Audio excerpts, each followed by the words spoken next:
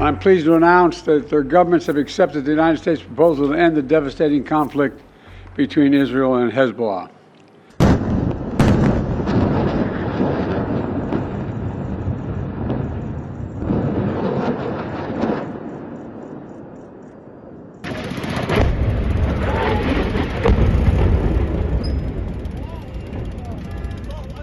Konflik Israel-Hizbullah memasuki babak baru. Setelah 14 bulan lebih, aksi saling balas serang terjadi di perbatasan Lebanon.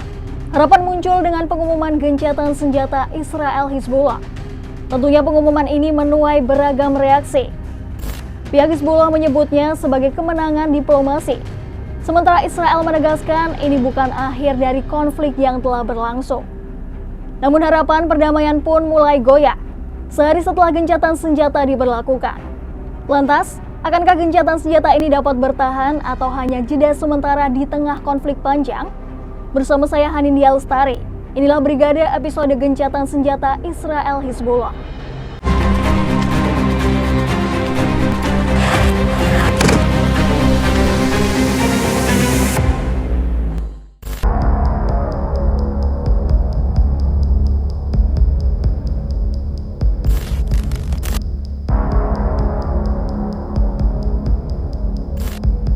Kesepakatan gencatan senjata Israel-Hizbullah akhirnya tercapai setelah lebih dari setahun konflik di perbatasan Lebanon. Profesor Studi Sejarah dan Perdamaian di Universitas Notre Dame AS Asher Kaufman dalam artikel The Conversation US menjelaskan bahwa gencatan senjata terjadi karena bertemunya kepentingan Israel-Hizbullah dan Iran sebagai sponsor utama Hizbullah. Israel memandang gencatan senjata sebagai peluang untuk mengurangi ketegangan dan mengalokasikan fokus terhadap ancaman Iran. Di pihak lain, Hizbullah memanfaatkan kesempatan ini untuk memulihkan kekuatan setelah tertekan oleh serangan Israel. Sementara Iran memandang gencatan senjata sebagai langkah strategis untuk mempertahankan pengaruhnya di Lebanon dan menghadapi tekanan internasional.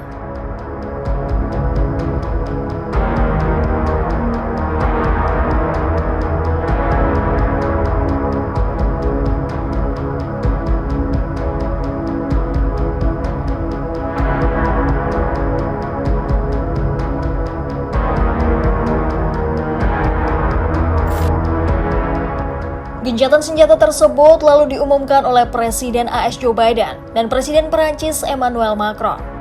Biden dan Macron mengatakan kesepakatan gencatan senjata Israel-Hizbullah akan menciptakan kondisi untuk memulihkan ketenangan yang abadi dan memungkinkan penduduk di Israel dan Lebanon untuk kembali dengan aman ke rumah mereka. Biden juga menyebut kesepakatan gencatan senjata dirancang untuk permanen antara Israel dan Hizbullah. Under the deal reached today, effective at 4 a.m. tomorrow local time, the fighting across the Lebanese-Israeli border will end. This is designed to be a permanent cessation of hostilities. What is left of Hezbollah and other terrorist organizations will not be allowed, I emphasize, will not be allowed to threaten the security of Israel again. Over the next 60 days, the Lebanese army and state security forces will deploy and take control of their own territory once again. Hezbollah terrorist infrastructure in southern Lebanon will not be allowed to be rebuilt. And over the next 60 days, Israel will gradually withdraw its remaining forces. And civilians on both sides will soon be able to safely return to their communities. Sementara Macron menyebut gencatan senjata ini adalah puncak dari upaya yang dilakukan berbulan-bulan. Je tenais à saluer l'accord de cessez-le-feu agréé ce jour entre Israël et le Liban. Il constitue l'aboutissement d'efforts entrepris depuis de longs mois auprès des autorités israéliennes et libanaises en étroite coordination avec les États-Unis d'Amérique et sous l'impulsion du président Joe Biden.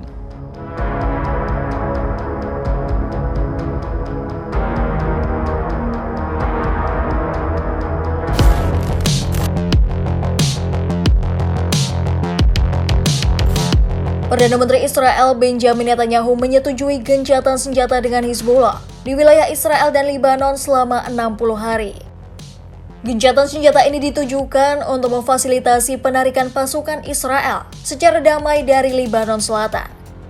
Sementara itu, Hizbullah harus mundur dari perbatasan selatan dengan Israel dan bergerak ke utara Sungai Litani.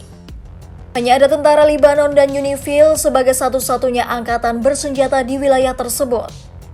Meski demikian, Netanyahu menuturkan bahwa perjanjian itu akan bergantung pada apa yang terjadi di Lebanon. Berikut 13 poin isi perjanjian gencatan senjata Israel dan Hizbullah.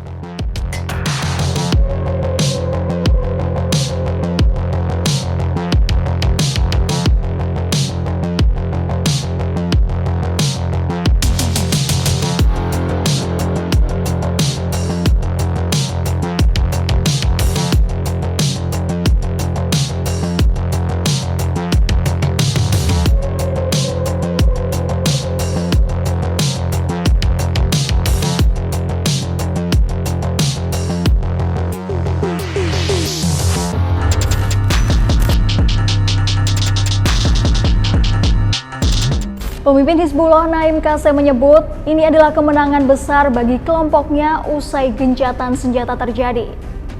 Dalam pidato yang disampaikan pada Jumat 29 November 2024, ia juga menegaskan komitmen kelompoknya terhadap kesepakatan dan kesiapannya untuk bekerja sama dengan Tentara Nasional Lebanon.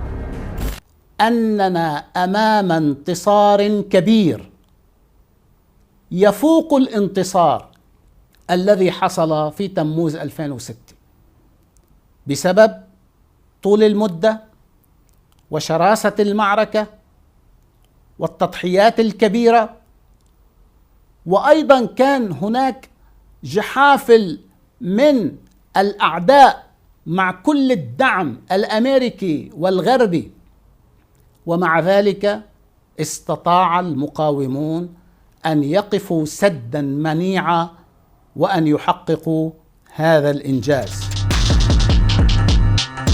Dalam kesepakatan gencatan senjata, Hizbullah menyetujui untuk mundur dari wilayah selatan Sungai Litani, sekitar 30 km dari perbatasan Israel. Sebagai imbalannya, tentara Lebanon akan dikerahkan untuk mengisi kekosongan yang ditinggalkan oleh pasukan Israel, yang dijadwalkan untuk menarik diri sepenuhnya dalam waktu 60 hari. Meskipun tentara Lebanon telah mulai mengirimkan pasukan tambahan ke selatan, rencana penempatan mereka masih menunggu persetujuan kabinet Lebanon. Sementara Netanyahu memberikan peringatan keras kepada Hizbullah jika pihaknya melanggar kesepakatan gencatan senjata. Dalam sebuah wawancara pada Kamis 29 November 2024, ia memperingatkan bahwa militer Israel telah diperingatkan untuk bersiap untuk menghadapi perang yang lebih intensif. אתמול הרגנו 5 אנשי חיזבאללה, שווינו 4, היום תקפנו עוד. אין אצלנו חוכמות. אנחנו אוכפים בעוצמה. אבל אם צריך, אני נתתי דירקטיבה לצה"ל. תהיו ערוכים, במקרה שיש הפרה של המתווה הזה, של הפסקת האש, למלחמה עצימה. Kesepakatan gencatan senjata ini juga mendapatkan beragam reaksi dari dunia. Salah satunya Turkiye. Mereka mengingatkan pentingnya tekanan internasional terhadap Israel untuk mematuhi gencatan senjata dan memberikan ganti rugi atas kerusakan di Lebanon. Turkiye juga menegaskan kesiapan mereka untuk memberikan dukungan terhadap perdamaian internal di Lebanon.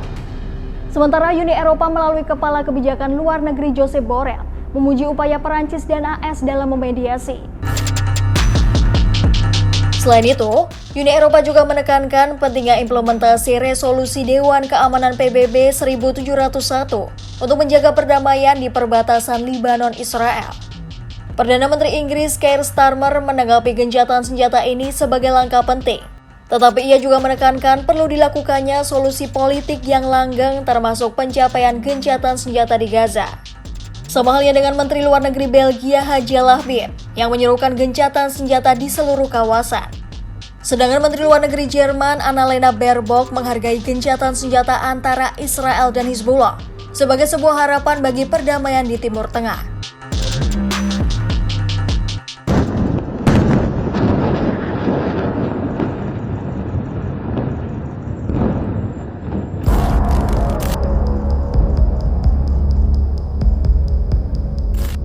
Gencatan senjata antara Israel dan Hizbullah yang dimulai pada Rabu 27 November 2024 pukul 4 waktu setempat ternyata hanya bertahan sehari. Kedua belah pihak saling menuduh melanggar kesepakatan yang dimediasi oleh Amerika Serikat dan Perancis ini. Militer Israel mengakui telah melakukan serangan udara terhadap fasilitas penyimpanan senjata di Lebanon Selatan yang disebut sebagai basis Hizbullah. Mereka juga menembaki kendaraan di wilayah perbatasan yang diduga melanggar kesepakatan.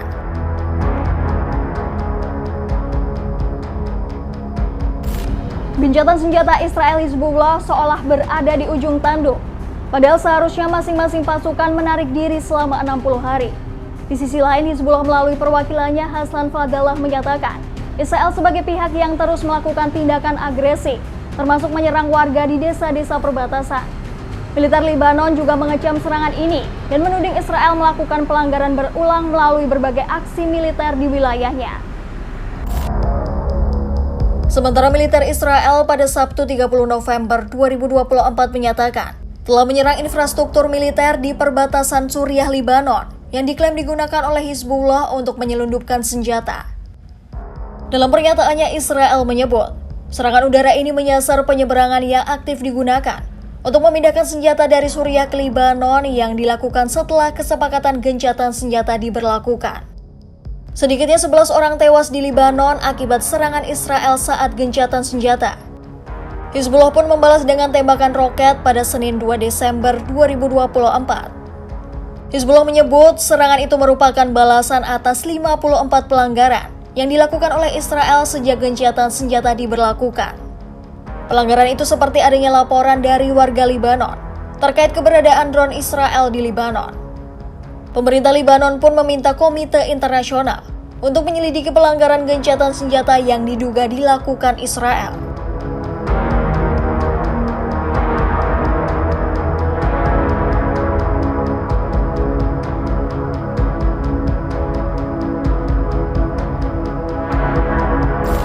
Kesepakatan gencatan senjata yang digagas AS dan Perancis seharusnya menjadi harapan baru di Timur Tengah.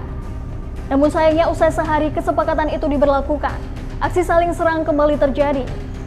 Kedua belah pihak saling tuduh melakukan pelanggaran. Hizbullah menyebut gencatan senjata sebagai sebuah kemenangan diplomasi, sedangkan Israel menegaskan konflik belum berakhir.